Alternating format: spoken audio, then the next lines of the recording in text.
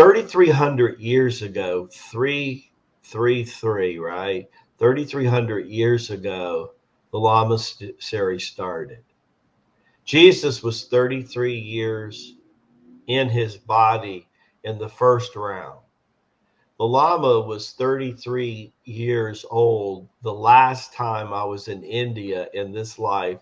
And I'm shooting a picture that used to be on the back of the book before we redid the book. And some people who still have that old copy can see that.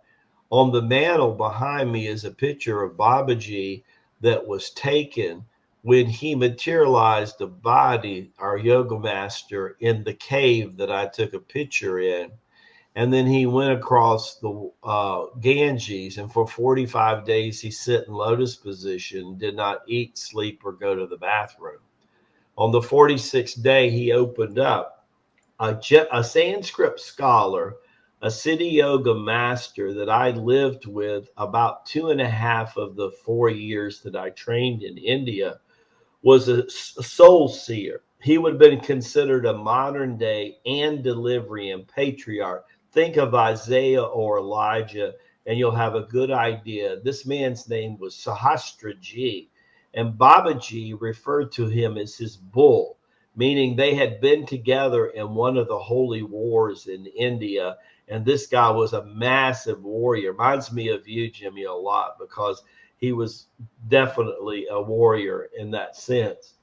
And so he opened up. He had himself about 2 million followers, and they called for him on the 17th day that Babaji, the young looking yoga master who appeared to be about 18 years old, but according to the autobiography of yoga, he's 36,000 years old.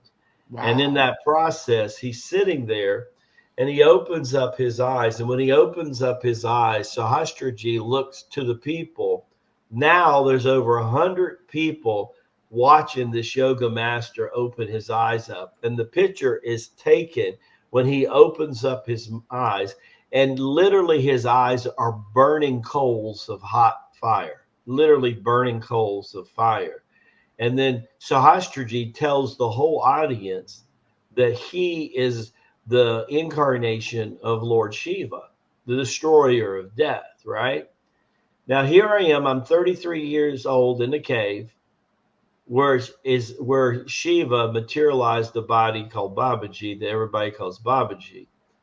33 years later, I'm 66, and I'm told the portal of Shiva is opening up, and it's going to be for 21 days, the opening, but the period's going to be for 33 years, which will be in honor of Abba's firstborn son, Jesus. And in that process is that we're going to see ascension and transformation and dedication. So this 333 is real powerful. It even gets more powerful than that, because what you have is you have the Lamasery 3,300 years ago. Then you have the second part of that three is Jesus's birth. And now you have Jesus's second coming. So you've got three, three, three again, right? Now watch this. We know that on the 29th of December is supposed to be the next retrograde Mercury, right? But anytime a retrograde Mercury in the winter months is less than 14 days after or before the winter solstice, which is December the 21st, 22, we call that, Jimmy, a double yin cycle in the Lamasery. What do I mean by that? Well, we know when we have a full moon that the yin cycle dominates for 72 hours. But when we have a retrograde 3 to 4 times a year, the moon cycle dominates for 21 to 28 days. It feels as if we're having a full moon for 3 to 4 weeks.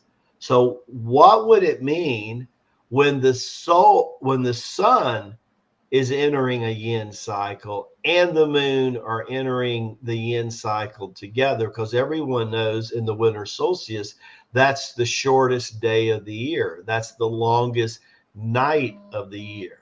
So just imagine what is getting ready to happen. And here we just came out of the portal of Shiva. We're going into a double yin cycle. I already see the signs of it. As you know, I've been alluding to you for 2 weeks now that this thing is already coming also. Not only that, let's look at 2023. We're going from a turbulent tsunami ocean that brought the tiger in 2022. What is the best way to describe 2022? A roller coaster.